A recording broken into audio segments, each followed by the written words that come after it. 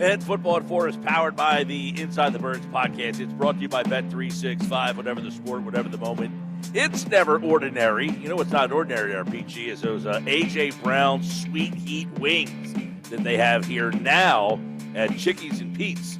At all the Chickies and Pete's locations, but we're at EHT. If you're looking for something tonight, you get a nice little Sweet Heat A.J. Brown wings, and we'll see if A.J. Brown can have a big game on Sunday against the Giants. How will that happen? Well, we're going to get into it right now. The matchups to watch. Andrew DiCecco from InsideTheBirds.com joins me now for another edition of Football at 4 on the Sports Bag. AD, what's up, my man? Hey, Mike. How are you? Always good, brother. Good to catch up with you as always. And, man, a lot of very controversial week with everything that's happened kind of off the field. But on the field, they're getting ready for the Giants. And, obviously, you saw them against the Browns. Give me an overview of where you think this offense is. Some people say, hey, this is the most unprepared team. How do they not score in the first drive or the first quarter of a game? Through 5 games, I know the injuries cloud things. What is the identity of this Eagles offense? Yeah, the injuries cloud things, and obviously you'd like to see the Eagles get off to a faster start, but I think you have to maybe look at the scripted plays and figure out if that's best utilizing your personnel, putting your quarterback in position to thrive, maybe try to gauge where he's most comfortable. But with an offense that talented, you expect them to hit the ground running and fire on all cylinders. But the reality is that A.J. Brown had missed 3 weeks, and I think sometimes that takes time to build that timing. If you remember back to that game, Jalen was attempting a lot of deep shots, and they just didn't seem to be on the same page. He was 0 for 5 to start, and then eventually when he made that first completion to Devontae, that's when things started to click. So I think it was just a little clunky to start, but that was coming off a bye week. You're having AJ's back in the lineup now. Not making excuses, but just trying to rationalize maybe why there was a sort of a turbulent start for the offense in the early going against the Browns team. And let's not overshadow the Browns defense. They have a good defense, but I think based on what you saw later in that game when Jalen started to settle in, make his completions, made some really big throws. That 22-yard touchdown to A.J. Brown was tremendous. The 45-yarder was a good scheme, and he got the ball to Devontae. But I think they'll be able to kind of build that momentum and carry that moving forward. Yeah, this is a team that has all these dynamic weapons, and, of course, they've been hurt, and you haven't been able to see it. A lot of people asking the question, Andrew, you've been around this team since training camp all the way through. You've seen the last couple of years. Does this look like an offense that is new and different and, is innovative even the right word? Is it being clouded by the injuries? Or does this offense look a lot like the offense we've seen here in Philly? And is that because of the quarterback, the coordinator? Where do you kind of see this offense stylistically? Yeah, I mean, it's very similar to what we've seen in the past years. And I think a lot of that can be attributed to, obviously, personnel shuffling in and out of the lineup. So you're not getting a whole lot of continuity there to start. And you have to wonder how keen Kellen Moore, the offensive coordinator, is going to be to open up the playbook when you have the Jahan Dotsons, Johnny Wilsons. Now there's going to be Grant Calvin. I mean, there's just a lot of moving parts there. But I would also say that some of it lies directly at the feet of Jalen Hurts, the quarterback, because now it's 3 years and you're seeing a lot of the similarities in terms of how the offense functions, the lack of midfield, mid-range passing, the lack of just any sort of a mid-range, nuanced type of passing game that he's very adept at throwing the ball, outside the numbers, and that's always sustainable for so long. So I know it's easy to kind of blame Nick Sirianni and kind of chalk it up as him meddling and being very heavy-handed in the offense. And probably that's probably true to a degree, but I also think that you also have to look at the quarterback and some of the things that keep surfacing with him at the helm. So it's probably a combination of both. Andrew, this is a Giants team that allows 5.3 yards per rush this season. It is the worst in the NFL, but they have some players on that defense. But you hear 5.3. We know Barkley. It's going to be an emotional type of game, I would imagine, for him. The Philadelphia Eagles, though, Mailata out, so you got a banged up offensive line, at least on the left side. But is this a matchup that you like in terms of their run game? The Eagles line 5.3 yards per rush, the Giants side of the ball. Is this a game where you like the running game? Yeah, this game really sets up to have a welcome home party for Saquon Barkley, I guess you could say, if the Eagles lean on the run, because that's been one of the things that you would like to see more of from this offense. I think Kellen Moore should call it more. You would like to see him call a more balanced game, but I think the Eagles have found a really, an ideal amount of touches that they want for Saquon. He had 18 carries last week. So I think that if they're trying to get Jalen into the flow of the game, you hand the ball off to Saquon, you allow him to take advantage of that porous run defense, get the offense off to a faster start, move the chains, and kind of just put up points early and build that confidence and momentum moving forward. I don't think that Saquon, he doesn't strike me as the emotional type that it's going to be weighing on him throughout the game or up to the game. So I think we'll be locked in, ready to go, and you might even see a more motivated Saquon Barkley. So I think that it behooves the Eagles to get him the ball early and allow him to do his thing. Now, we hear a lot about the Giants' defense. Dexter Lawrence, Brian Burns. They got some good players over there. It's a good defense. 17 points they gave up last week to a Cincinnati team that, much like the Eagles, is frustrating. They got a lot of talent offensively, but really haven't put it together. But they are allowing 71% completions this season. That's the third worst in the NFL. So is this going to be a game at the end of the day that the Eagles should be able to, and we just talked about should be able to run the ball, but should they be able to make plays in the pass game?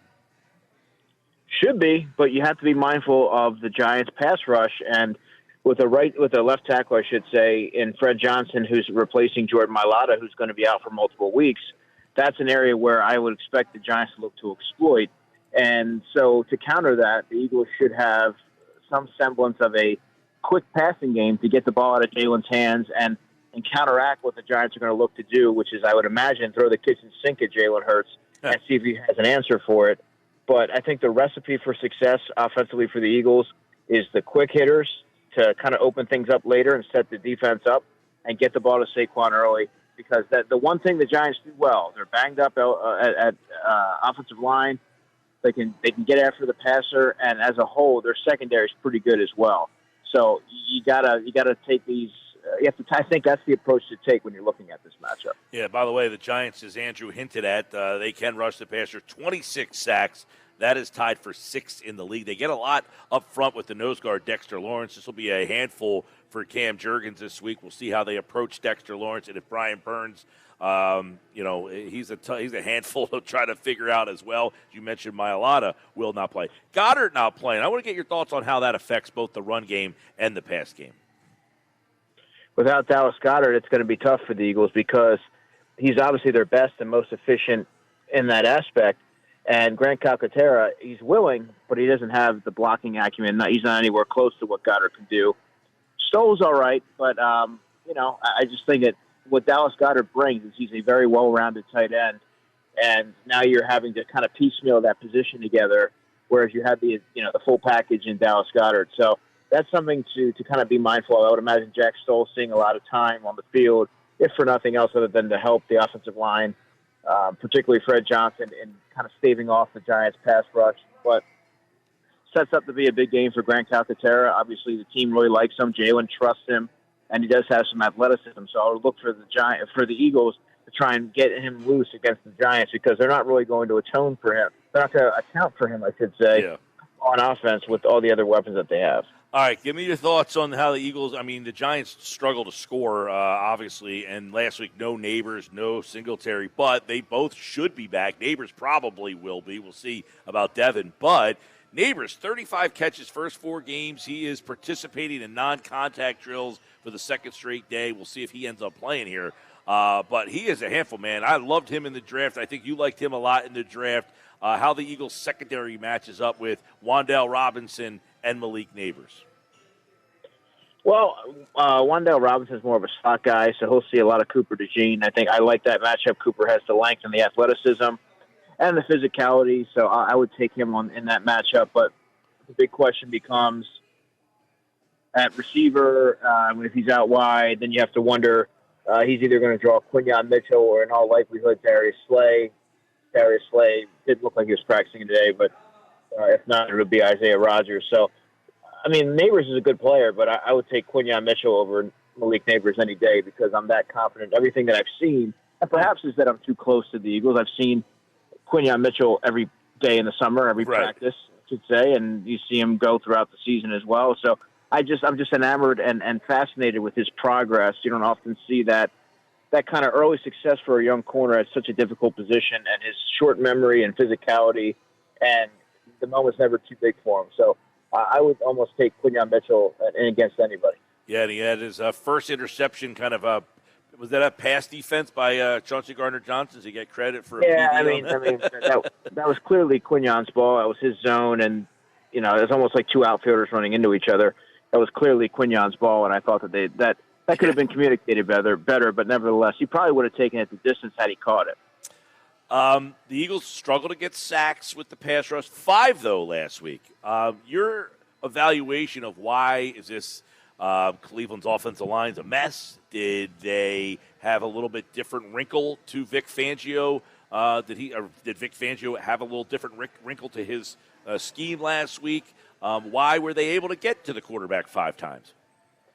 Well, I'm glad you brought up the pass rush because a lot of what I've been able to gather every time I bring it up is it was just the Browns. All right, well, the Tampa Bay Buccaneers were banged up on the offensive line. The Eagles couldn't get home, and much was made about that. So I think at some point you have to give the Eagles pass rush credit because they've been they've been under intense scrutiny since week 1, and they turned in 5 sacks, 2.5 of which came from the edge rushers. I thought Nolan Smith had a really good game, not just even as a rusher, but just in overall functionality. I thought he did some good things in the running game.